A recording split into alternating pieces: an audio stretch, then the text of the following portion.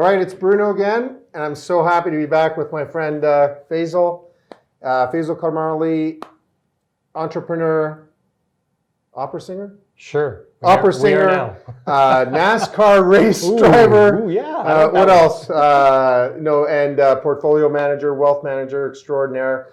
And as a caption would say, we're here to talk about some secrets, entrepreneur. I know that's really, before we get into it, I mean, yes, you're a wealth manager, portfolio manager, but your real passion is entrepreneur startups kind of thing. Am I right? Well, I would say just in running a business, keep in mind what I used to do for entire living. For over 24 years, my job has been to analyze companies and look at what the business is doing, not only from a financial perspective, but understanding management, understanding what's working, what's not, where they pivot, where they don't, all these different things that businesses, and I'm speaking of public companies, you can learn a lot from them. And you can take those practices and bring it to the private world where you don't have to disclose all your information every quarter like you do in a publicly traded company. But they're both synonymous. A lot of these, if not all these companies, have started off being private first, then they become public, right? So you learn a lot by having management conversations, understand the financials, reading all the footnotes, going to all the conference calls, talking to about all the competition to see what's going on. You learn a lot by dealing with business owners. You know, I like to keep it not light, but not structured. Sure. It's just, even though, you know, a trained dog's a happy dog, but, you know, people watching this, I kind of like to get after it a little different. Sure. And we've had a couple of conversations, but this is like the real official and on tape that's being, watched by people that are kind of like want to hear you seriously speak. But I've been saying this for a long time. I don't know if you would agree with me. We can have a debate about it, starting right now, 2 minutes. When you're running a publicly traded company, and they say, if I can run a publicly traded company, I can run my small business. I don't agree with that 100%, because a publicly traded company, typically, like a real blue chip company, will return what, 3 to 7% or 8%? Depending on what you consider blue chip. And so for like Netflix is now considered blue chip. And what do they return? And their ROI is over 22%. 22%. They're huge. Perfect, right? But that's not every company. Not every company. Like if you're, in a dividend fund or something like that, you're 3, 4, 5% these days. Is the dividend, but not the return on investment. But the return on investment sometimes is... Yeah, you're still going to get in the teens, right? So if you're looking at, let's say, major financial institutions, you're going to get 15 to 22% return on investment. What they pay out to the shareholders. That's what I'm trying to say. Right? The payout to the shareholders is 3 to 4, 5, 6%. 3 to 4 to 5%. So it's not much. So if you're earning 15% in a small business, some small business, you're going to go bankrupt. Because you need a return of 30, 40%, because you don't have as much money, there's less infrastructure and everything like that. That's a great point, Bruno, because when you say you're... You see, guys, I'm just telling you. It's great. The great Faisal Karmali just told me this. It's a great point, because what you're saying is, if the company makes 15% and you pull it all out, now you're taking a dividend from your company and you're spending that. Well, there's no money left in the company. Yeah. So if you look at a good, well-disciplined corporation, public or private, they have a large pool of money. It's called retained earnings. They take a portion of that and pay it out to the shareholders, the owners of the business, called dividends. And that's a good discipline to have. A lot of small, medium-sized enterprises, private companies, squeeze all that money out of the company and have nothing to go through. Bad times, when you need some cash flow, not there. Good times, when you want to buy and grow, the money's not there because you've taken it all out. Right. So a good thing to learn from publicly traded companies, they don't give all their money to their shareholders. And if you're the owner of a business, why are you taking all the money out of your company for yourself? Because you're going to live today, but you're going to starve tomorrow if you do that. Yeah, and that's why I bring it up, and I was just joking about, look, I finally somebody agrees with me, and that's not true, because small business owners not even small business owners, but I find that entrepreneurs or startup people, right? They think that their only avenue is to go and raise money. And I'm like, what are you raising money for? You might already have some money. And secondly, and I'm not trying to take fire about what you do, but it kind of drives me crazy because I started in family business. And bottom line is that you hit it right on, is that, you have this money and say, wow, I made all this money this year, boom. But that money represents, as you said, it represents your inflow of money too. So on a publicly traded company, I always say it all comes down to marketing. So if you can market to the public and they're like, wow, you make them thirsty enough to throw out their money, you have money coming in. on a more regular basis so you can take that money out. Entrepreneurs, I always tell them, if ever they ask and I'm being serious about this, I'm like, you don't have the cash, you're in trouble. And you don't have a good return on your first few projects or 10 projects. You can't go on a 5% return if your outlay's on there, right? So I don't know. You kind of confirmed it on there. No, yeah, I think you've got great points when it comes out to that you have to be fiscally responsible. And this is one thing we're talking about entrepreneur secrets. I'll give you 5 right off the get-go. Let's go. Okay. There's 5 P's to a business. The first one is people. The people that you either work with or you work for are very important. Mm-hmm. If you don't understand how to manage people, either your customers or your employees or coworkers, you're in trouble. Consider a failure of a business. The next one is your product or service. So people, product. What you have as a product, are you just a copycat of something else out there? Or are you actually adding value and being comparable that will give you that market advantage? Right. That's also in service, right? So that knowing what your product is, because I see too many people say, I'll just go and buy some shirts and sell them in a store, and voila, I'm an entrepreneur. No, you're a middleman. And you're gonna get decimated the minute that someone can be a better middleman than you. You're on price. Right. And so your margins, your profit, and so forth have a problem. So people, product, process. We were talking to you earlier before we started this taping about what's happening in the business. You're realizing, as every business owner does, is you always got to tinker and tweak your processes. Mm-hmm. If you do not have a process that's written down, like an operations manual, your business can be gone, especially in bad times. You need to have think of every well-run business has an operations manual for every department in their business. So what's yours? How do you build it? So people, product, process, passion.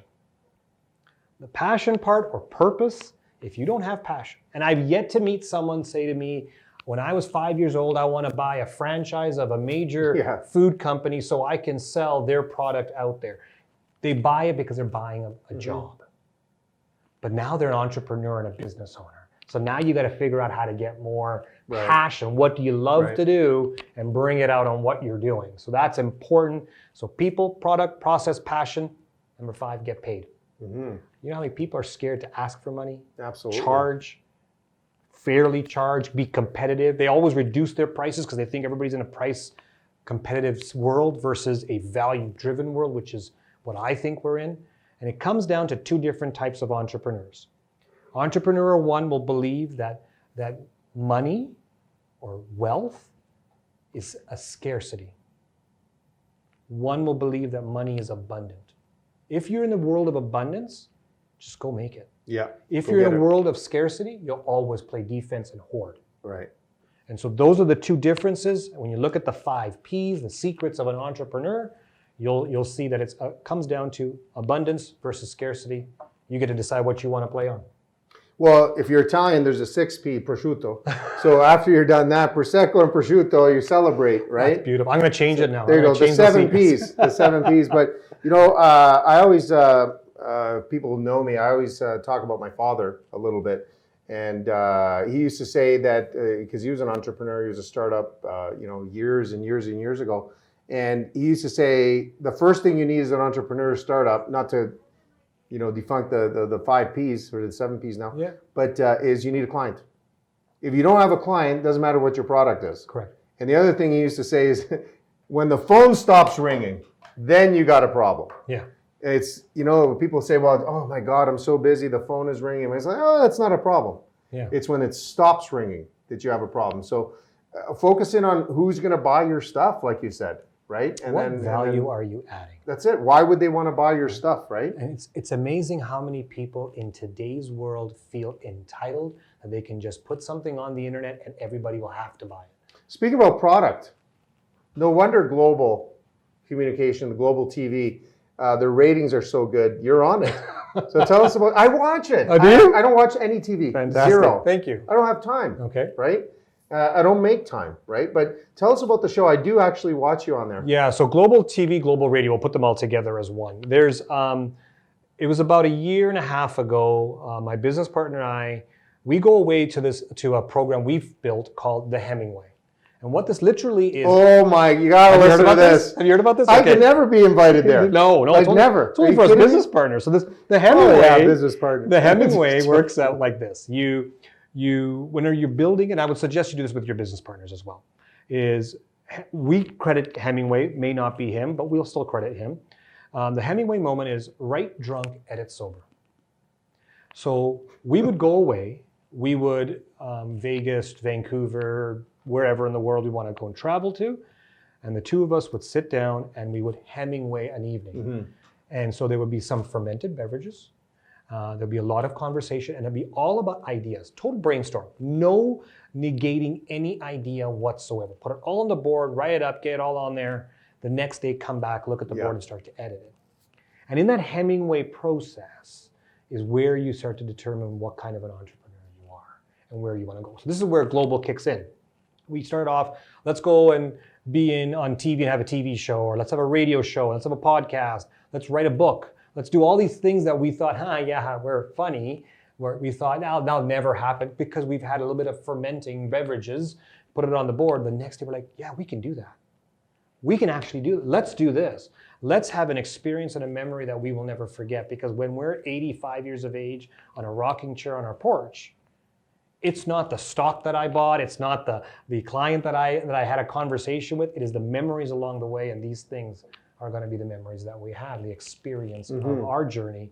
And that's why we do a Hemingway every single year, done it for 13 years, and we'll always do it, because then we can keep it fresh, keep it going, and make sure that we can have fun along the way. So what's the name of the show for everybody who doesn't watch it? More Than Money. More Than Money. Yeah. More Than Money. I'm going to tell you something about the Hemingway story, because you told me that a little while back. And people who know me know I'm a really big Yankees fan. So be careful on the Hemingway. Just don't go out there where you guys practice. You drank a little bit and then told the story. Yeah. And then the big one, if I can tell a quick story. Sure. Got to be careful on that process, because years ago, I'm a big Yankees fan, big baseball fan. So the owner of the Red Sox, Ted Yockey at the time, and the Colonel, who owned the Yankees, they got together and they got a little bit of a Hemingway going. Okay. If you know what I mean. Yeah. They were drinking too much. And at the time, both their big hitters, Ted Williams and Joe DiMaggio, were in kind of in a bit of a slump, but not too much. Joe D was never in a slump, and Ted Williams never was in a slump. And they got so Hemingwayed that night that they actually traded. So if anybody wants to, know, Joe DiMaggio actually got traded to the Red Sox, and the Red Sox actually traded Ted Williams until the next morning. So the next morning when they edited. And they kind of go, did we just trade? Look, no. So Cancel be very, very careful on the Hemingway, right? See, those weren't business partners. They were opposition. They were competitors, right? So do it with your business partner. There's a lot less issues that come up the next morning. That's right. So great entrepreneurial secrets. I guess the 5 Ps, we're joking about the last 2 because there's pizza and pasta too. Let's do it. Keep it going. Keep it going. Unbelievable. Provolone and everything like that. But I'm here with Faisal. Thanks, Faisal. All right, we're going to be back on the next one if Faisal allows me to come back. This is a really high building. I don't think I could crawl it up there at the Batman thing. But we're going to be talking about making a difference. And you are certainly making a difference. And I know you encourage everybody else. But thanks again. We have how to get in touch with you. What's the website? Yeah, go to PKAG or FaisalKarmali.ca. Or turn on the TV, channel whatever, Global TV, and he's on there. So thanks again, Faisal. Thank you. Hey, everybody. I hope you enjoyed this episode. Remember, if you want someone you know to be our next guest, simple. Click below in the description and we'll get in touch with them. Thank you for watching, and please subscribe, and you'll never, ever miss another episode.